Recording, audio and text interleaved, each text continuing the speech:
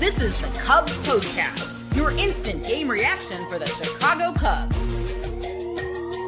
Part of the Locked On Podcast Network. Your team every day. Welcome into the Locked On Cubs Postcast here on the Locked On Cubs YouTube channel. My name is Joe George, here with you after every single Cubs games, 15 to 20 minutes reacting. And, well, we got a lot to get into with the disaster that is the Chicago Cubs bullpen after this 10-6 loss to the Arizona Diamondbacks. Should have been a series victory. Instead, it ends a split. Today's episode is brought to you by FanDuel. Right now, new customers can get $200 in bonus bets when your first $5 bet wins. Man, bullpen stinks. Feels like 2024. Thomas says it right here in the chat right away. Look, this is... no, Sam and Matt did not get fired. My name is Joe. I'm just here doing these post-game shows. Sam and Matt have the normal podcast. Like always, don't want anything, confusion going on in the chat here on YouTube. But look, the bullpen is just was terrible in this game. I mean, they gave up every run in this one. Eight runs in one inning is totally unacceptable. I don't understand Craig Counsell's strategy. I'm also not going to sit here and act like I'm going to blame him for everything when this is the reality that this is what he was given. This is what the front office decided to do. And honestly, I would ask Jed Hoyer if I could speak with him is this really why you want to lose your job? Like, is this really why yes, last year it got much better. It did get much better in 2024. But for the second year in a row, for the bullpen to be struggling this much right away, walking guys, giving up hard hits, I mean, to give up that many runs, it's inexcusable, and it's a terrible loss. And this is something that ownership, Jed, this is their fault. This is the problem of the offseason, something that we could have seen coming a mile away, that the bullpen just isn't good enough, and the guys that they're relying on are just not talented in the way that you need them to be. Like, this isn't Ryan Presley. Just on him, because obviously he was not good in last night's game. Porter Hodge, I saw one of the chats before. He's the only dog on this bullpen. Totally agree.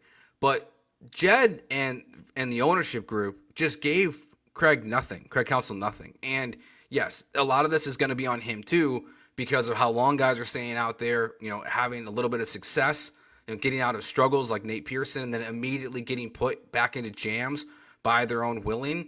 By their own doing. And that's part of the problem, with this is that they just, they rely on these guys already. I don't know where Merriweather's at. No idea. I don't know what's going on. I'm curious if I'm missing something. They were talking about on the broadcast. I don't know what's going on, but to have this bullpen start this way, it's just discouraging. Like, it's not the end of the world. It's a split. It's fine. You should have won 3 out of 4.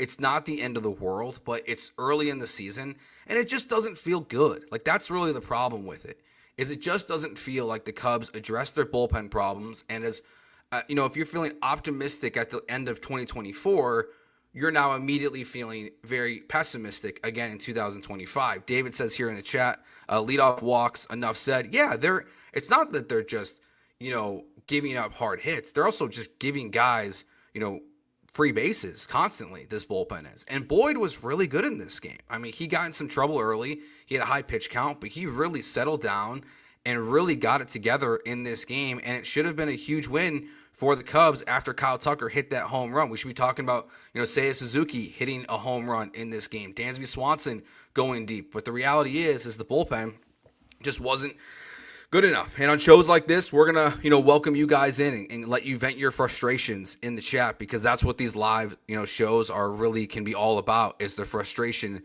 that this team can sometimes give us. And it'll give us excitement as well. For me, I wonder, I saw this comment on yesterday's postcast show after we wrapped up. It was specifically about Ryan Presley, but it was like, how long can it last? How long can you wait to address the bullpen, before you have to fix certain things? I think that's a really interesting question, because not just with Ryan Presley, with the decision that would have to be made there about moving him out of the 9th inning first into a lesser role, but some of the other guys. Like, you just have to wonder, how long can this be sustainable? And look, should we give them the benefit of the doubt because the way it got fixed yesterday? Maybe we should, but I don't think any Cubs fans are feeling that way today, that they want to give the Cubs the benefit of the doubt when frankly money shouldn't be a frustration, an issue with the bullpen. Like, you think about the bullpen, like if you look at what happens in free agency, it's not like these guys are going out there and giving out, massive contracts, 10, $20 million deals for guys who are going to pitch in the 6th and 7th inning. That's not what the bullpen looks like in Major League Baseball and when contracts are given out. And then all of a sudden, the Cubs are out there spending cheap. And yes, you look at some of them like Eli Morgan, like has some good stats coming into the year, and he was, kind of up and down in this one, but they could have spent money to add in to this bullpen and not broken the bank like they so clearly do not want to do. Like, it's so clear that they trade Cody Bellinger. It's now literally just a salary dump. And, they just didn't add to the bullpen in anything that they can do. Rafael asked, or Rafael, sorry, I don't know the correct pronunciation on this one. Why did he keep Pearson in for so long? Great question. That's where if you want to criticize, you want to criticize Craig Counsell, I'm fine with that. I'm fine with that decision to criticize him there. It's just, why are these guys staying in for as long as they can when the Diamondbacks are a really good offense? And it does feel like leaving in a bullpen arm against a team like this is more of a mistake than it would be if you're playing like the Pirates, right? Who don't have a strong lineup. But you're playing a team like the Diamondbacks, who once they see you for 3 outs or a couple outs or a couple batters, if you don't get out of it cleanly, like they're going to take advantage in the next inning. And when you walk guys, that's going to happen as well. And I think the worst part of all of this is that a pitcher got an RBI against you. A pitcher. I don't know the last time a pitcher got an RBI in Major League Baseball because of the rule changes, honestly. Like, I don't even know when that would be. I'm sure it happened at some point last year, but it's just kind of the icing on the cake of the way this bullpen, was such a disaster in this game. And I agree. Again, Eric says here in the chat, long season to go. Totally agree. But it's the problem of what happened last year that just has Cubs fans feeling antsy and really wondering what's going on. And again, why hasn't Merriweather pitched? I don't know. I think we will see someone actually ask Craig Counsell that at some point. I would assume that's going to happen today. I know he was up in the bullpen warming up yesterday, I believe. So I don't think he's hurt. But we haven't seen him at this point. And we'll see what happens going forward with the bullpen. But it was just a frustrating game. Yes, it's a split. Yes, I agree also with the comments here in the chat about if you wipe away what happened in Japan, because it's such a weird start to the season. They're 500 to start the year, but alas, they're 2-4 to start the young season. All right, let's get to our player of the game, I guess. This is the Locked On Player of the Game. I'll give it to Suzuki for hitting his first home run of the season. Got a hit as well, his first time up. Interesting part of this before we get back into the bullpen. Did think it was interesting that they flipped Suzuki and Tucker in the lineup, trying to give him, I guess, a little bit more protection. So I don't know if that is where we're going to be going forward, if that was a one-game thing. I don't know, just something I was curious about that. That was a surprise when, I saw on Twitter today, which you can find me at Joe George Radio on Twitter. But that was a little bit of a surprise to see that flip in the lineup. All right, when we get back, we will continue talking about the bullpen, the days we saw on the positive from offense. We'll try to hit a little positive notes in these shows. Don't want to be super negative for 20 minutes. That can be exhausting, but we'll talk about the bullpen more. Boyd, Suzuki, Tucker, all of that. And plus, we'll get to our turning point of the game and what you'll be talking about, which I think seems pretty obvious as well. All that's coming up next here on the Locked On Cubs postcast on the Locked On Cubs YouTube channel. Today's show brought to you by FanDuel. March Madness is here, and FanDuel is giving you the chance to get in on the action like never before. Right now, new customers can get $200 in bonus bets when your first $5 bet wins. That's $200 extra bucks to use on everything from buzzer beaters to Cinderella stories and even who's cutting down the nets. As I walked away, Auburn had a pretty significant lead, so I think we are down to officially our final 4 teams in San Antonio. Yes, they won 70-64, so they join all 4 1 seeds in San Antonio for the Final Four. You can visit FanDuel.com and get in on all the college hoops action all tournament long. All right, so yes, bullpen's a disaster. Let's talk a couple positive things here first before we go backwards and go back into the negative stuff. Suzuki, again, that home run and a hit in his first at bat feels very encouraging just after how slow it was and how much of a struggle bus it was through this series, through the Japan series. Nice to see him get going a little bit. Kyle Tucker hits another big home run in this game, and we saw Dansby Swanson follow up what may be one of the top, just guessing, top 10 plays of the season. Honestly, the final out of yesterday's game feels like Dansby Swanson. Nice to see him get on the board offensively as well. So those are all the positives from the lineup, I would say, in this one. Again, Boyd, after having some traffic in this game, he did a really good job working around it. He had, gave up 4 hits. He walked 3 guys, but didn't give up any runs in 5 innings through 92 pitches today. Honestly, wasn't sure we were going to see him for the 5th at that point, just where his pitch count was at in the game. But yeah, those are all the positives, I would say, in this game. Yeah, really, what a great YouTube name. Says, happen, PCA can't do everything. Yeah, same with Kyle Tucker. The lineup can't do enough. They've done a good job so far this season. In the domestic side of the season, the lineup has carried its weight through 4 games enough. They've done their job through 4 games, and the starting pitching as well, I think, has done their job through 4 games. And we'll see what it looks like tomorrow with the young kid on the mound. But the bullpen just has been, very, very, very bad at this point in the season. All right, let's look into our turning point of today's game. Time to reveal where the game was won or lost. It's the turning point. I'm just going to say the turning points when the bullpen came into the game because they were all a disaster. From Pearson all the way through Colin Ray, none of it was really good in this game. Eli Morgan gives up 6 hits, 6 earned runs in 2/3 of an inning. Thielbar, also 2/3 of an inning. He gives up 2 earned runs. Nate Pearson gives up 2 earned runs, and just a overall disaster from all of those guys. It's not good when you're looking at your bullpen and you're seeing a 13.5 ERA, a 6.75, a 14.73. Yes, those numbers super inflated because it's early in the season, but it gives an indication just about how bad things are going right now for the Cubs bullpen. So again, what do they do next? Unfortunately for Cubs fans, I feel for all of us. I don't think this is something that is going to, absolutely get fixed overnight. Whatever situations and things they fixed last year to working with the losses, or working with the walks and getting the bullpen in a much better position than it was early on in the 2024 calendar season, clearly has not translated well into 2025, and they've regressed mightily.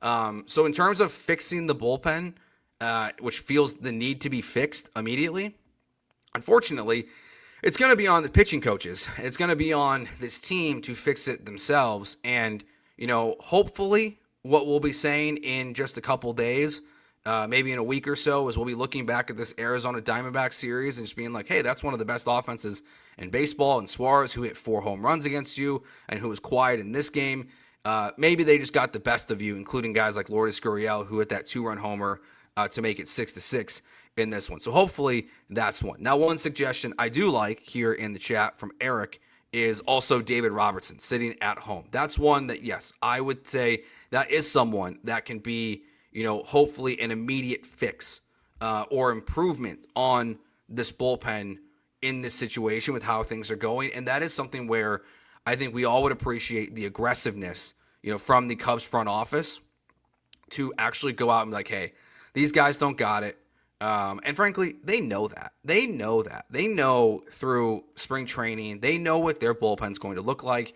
And just early on, they're seeing what it can be. So adding someone like Dave Robertson is someone that can come in and just be a helpful hand and that you need it, going forward. So we'll see what happens next with the bullpen. Again, I don't think, unfortunately, it's going to be a quick fix, and we'll be seeing what it looks like. And who knows what these next couple days are going to look like. I honestly have no expectations for this next 3-game series against the A's, I guess, because we're not calling them the Sacramento A's at this point, but you're playing in a minor league ballpark. A team that I think is a little bit on the rise. I don't know if they're going to be a playoff team in the American League, but they have some pieces, obviously like Brent Rooker, who I really like. Really interesting to see what's going to happen in that series, but who knows what this upcoming series versus the A's is going to look like. Just being such a minor league ballpark, it's just going to be so different. And look, the Cubs, I think for the sake of Cubs fans, really need a winning 2 out of 3 here. I think that should be the expectation, going forward into this next series.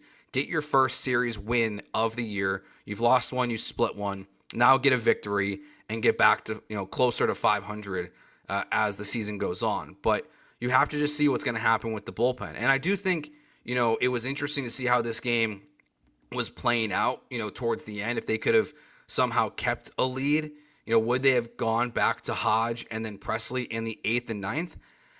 I don't think so. It does feel like that, we were going to see this group of guys run it out there. Christopher Cole, I'm going to name you by name just in case you give me wrong information here, but says Merriweather was unavailable today per Craig Counsell. I'm gonna take you for your word on it, because also it makes no other sense why he's not been out there. So who knows? That's tough to not have him, and you clearly just a different body, a different arm out there would have felt at least a little bit different at this point early in the season. It's a long way to go, but we'll see what happens. Coming up next in these next few games, we got to see how this bullpen responds, what kind of adjustments they make, because this is just not sustainable baseball. The first 4 games of this series. All right, before we wrap up, let's get to what you'll be talking about after this game. This is what you'll be talking about. Any surprises? We're talking about the bullpen. That's all we're talking about right now. That's all people are going to be talking about in your group chats, everything. I got a fantasy baseball league I'm in. People are not thrilled in that group chat right now because obviously the way this game ended. It will be interesting. I'm hoping we get more of an answer on Merriweather about if this is a tweak or a one-game thing from him at some point, and maybe. The only thing that will help the Cubs, it feels like at this point too, will be as we see these starters are probably going to have to be asked to go a little bit deeper into games. That might be the best way to fix the bullpen at this point, is you're going to have to find a way to push these guys into the 6th inning to try to just limit the amount of arms you need in the bullpen this year. Seeing guys only go 5 innings, not that that's Boyd's fault, but his pitch count was pretty high. That might be the only real solution, at least in the short-term basis, for what the bullpen can be. So the Cubs lose 10-6 to the Arizona Diamondbacks. They split this game, split this series 2-2. The bullpen, again, gives up 8 runs in the 8th inning. They gave up all 10 runs. And again, we did see a couple positives. Suzuki, Tucker, all hitting home runs, and Dansby Swanson going 2 for 4 with the home run as well. Also, PCA with another put-out play. That was a great play as well. Forgot to mention that one. All the bad stuff wipes out the good, but great play by PCA. 2 games in a row showing off that cannon of an arm. All right, that will do it for this episode of the Locked on Cubs postcast here on the Locked on Cubs YouTube channel. Remember, my name's Joe George. We are here after every single game. So yes, tomorrow night, 9:05 Central, first pitch against the Athletics, and we'll be live probably around like 12:30 after that game as well. So thanks for watching. We will talk to you soon or tomorrow night. Peace.